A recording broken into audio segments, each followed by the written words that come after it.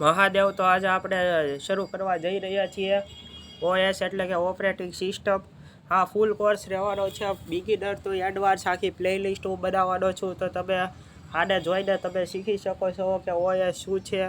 તમને એક્ઝામિનેશનની અંદર કામ લાગી શકે છે, તમને આગળ કોમ્પિટિશનની અંદર કામ લાગી શકે છે, અથવા તો તમે કાંઈ પણ કોઈ પણ જગ્યાએ ઇન્ટરવ્યૂમાં ગયા હોય કંપનીની જોબ માટે, તો ત્યાં પણ કામ લાગી શકે છે. તો આપણે ક્વેશ્ચનથી શરૂઆત કરીએ કે definition of OS. Define definition of OS. What is OS or define the term of operating system.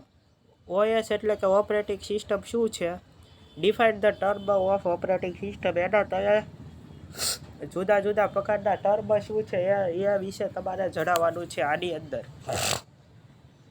તો જોવા જઈએ તો યાર, OS is an interface between computer user and computer hardware. OS છે એ એક જાતનું ઇન્ટરફેસ છે કે જે કોમ્યુનિકેશન કરવાની અંદર કામ લાગે છે કોમ્પ્યુટર યુઝર અને કોમ્પ્યુટર હાર્ડવેરની અંદર. And OS is software which performs all the basic task like file management, memory management. An operating system which performs, operating system છે એ શું કાર્ય કરે છે બેઝિક ટાસ્કથી લઈને બેઝિક ટાસ્ક એટલે કે નાના ટાસ્ક જેવા કે ફાઇલ મેનેજમેન્ટ કરવાનું કામ, પછી મેમરીને મેનેજમેન્ટ કરવાનું કામ, પ્રોસેસ મેનેજમેન્ટ, એક પ્રોસેસ પૈતા પછી બીજી પ્રોસેસ કરવી અથવા તો એકસાથે મલ્ટિપલ પ્રોસેસ કરવી એ, પછી હેન્ડલિંગ ઇનપુટ અને આઉટપુટને હેન્ડલ કરવાનું કામ, એન્ડ કંટ્રોલ પેરીફેરલ ડિવાઇસીસ વગેરેની અંદર લાઈક ડિસ્ક ડ્રાઈવ એન્ડ પ્રિન્ટર્સની અંદર પણ આ કામ લાગે છે અને ડિસ્ક ડ્રાઈવની અંદર પણ કામ લાગે છે. એના એક્ઝામ્પલ જોઈએ તો વિન્ડો 10, 11, 7 ને 8 છે.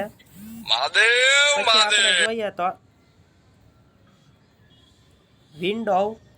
વિન્ડોઝ 10 છે, પછી એનઓએસ છે, એન્ડ્રોઈડ છે, પછી મેક છે, યુનિક્સ છે અને લિનક્સ આના બધાના ઉદાહરણ છે. An operating system is a program. Operating system છે એ એક જાતનો પ્રોગ્રામ છે that acts an interface between the user and the computer. Interface છે કોની વચ્ચેનો, યુઝર અને કોમ્પ્યુટર હાર્ડવેર વચ્ચેનો. And controls the execution of all it provides an environment to the user so that user can perform its tasks in convenient and efficient way. User છે એના જે problem હોય છે એને તે સારી રીતે એક્ઝિક્યુટ કરી શકે, અથવા તો જે તેને પ્રોગ્રામ લખેલો હોય છે તે કોઈ પણ લેંગ્વેજની અંદર હોય છે તેને એક્ઝિક્યુટ કરવાના સમયે તે સરળતાથી કરી શકે, ત્યાં આ કોન્સેપ્ટ વપરાય છે ઇફિશિયન્ટ વે તરીકે. યુઝર 1, યુઝર 2, યુઝર 3 અને યુઝર n, આ એક ડાયાગ્રામ આપેલો છે. પછી છે એક એપ્લિકેશન સોફ્ટવેર. એ બધા કોની અંદર હોય છે, એપ્લિકેશન સોફ્ટવેર. અને એપ્લિકેશન સોફ્ટવેરના આ બધાને મેનેજ કરવાનું કામ કોણ કરે છે, કે જે આ મેનેજ કરવાનું કામ કરે છે એને ઓપરેટિંગ સિસ્ટમ કહે છે. ઓએસ આપણે એને ઓળખીએ છીએ. પછી હાર્ડવેર છે ઇનપુટ આઉટપુટ હાર્ડવેર છે. પછી કીબોર્ડ છે, માઉસ છે, આ બધા એના ઉદાહરણ છે. સોફ્ટવેરના ઉદાહરણ જોઈએ તો turbo C, VB, visual basic studio. પછી આપણે જોઈએ તો આગળ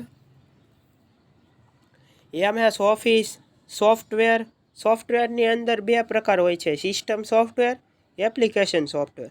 સિસ્ટમ સોફ્ટવેર કે જે આપણે પહેલેથી જ ઇનબિલ્ટ હોય છે, એપ્લિકેશન સોફ્ટવેર એટલે કે યુઝર એની રિક્વાયરમેન્ટ પ્રમાણે જે એપ્લિકેશન એને જરૂર પડે તે પ્રમાણે તે ઇન્સ્ટોલ કરે છે અને તેનો યુઝ કરે છે, તેને એપ્લિકેશન સોફ્ટવેર કહે છે. સિસ્ટમ સોફ્ટવેરની અંદર છે ઉદાહરણ તરીકે ઇન્ટરપ્રિટર છે, ઓએસ એટલે કે ઓપરેટિંગ સિસ્ટમ છે, કમ્પાઇલર એટલે કે આખા કોડને એકસાથે એક્ઝિક્યુશન કરવાનું ટ્રાન્સલેટર તરીકેની ભૂમિકા ભજવે છે કમ્પાઇલર. પછી એપ્લિકેશન સોફ્ટવેરની અંદર છે Turbo C, Visual Basic, Word, JavaScript, Java જે ક્રિએટર અને SQL. આ એના ઉદાહરણ છે. પછી હાર્ડવેરની અંદર જોઈએ તો તમે monitor, printer, CD, pen drive, floppy disk, printer, scanner, CPU વગેરે તમે એને ઉદાહરણ તરીકે લઈ શકો છો.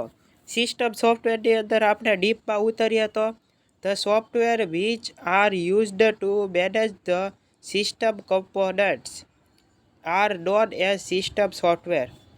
સિસ્ટમ કમ્પોનન્ટ્સને જે મેનેજ કરવાનું કામ કરે છે તેને આપણે સિસ્ટમ સોફ્ટવેર તરીકે ઓળખીએ છીએ. Generally system software work as a background process. બેકગ્રાઉન્ડની અંદર જે પ્રોસેસ થતી હોય છે તે કરવાનું કામ કોણ કરે છે? સિસ્ટમ સોફ્ટવેર તે ચલાવતું હોય છે. પછી છે the following are the example of system software.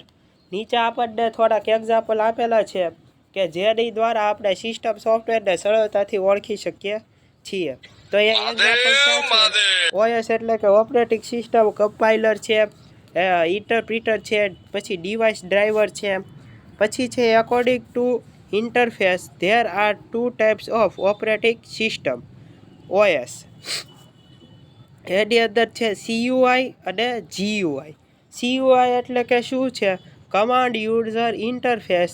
એની અંદર ઉદાહરણ તરીકે આપણે લેવું હોય તો DOSને આપણે લઈ શકીએ છીએ. અને GUIની અંદર શું છે? Graphic user interface.